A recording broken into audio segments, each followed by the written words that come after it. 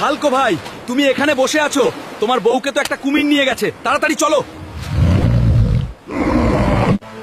কোন কুমিরের এত বড় সাহস আমার বউকে নিয়ে যায়? বন্ধুরা, তোমরা লাইক সাবস্ক্রাইব করে আমাকে হেল্প করো। আরে, আমার বউ তো এখানেই ছিল, মনে হয় কুমিরটা নিয়ে গেছে। আরে তিমি মাছ, তুমি আমাকে কুমিরের রাজার কাছে নিয়ে চলো। একটা কুমির আমার বউকে নিয়ে গেছে। মহারাজ, এই সুন্দরী মেয়েটাকে নিয়ে এসেছি, আপনি একে বিয়ে করে ফেলুন।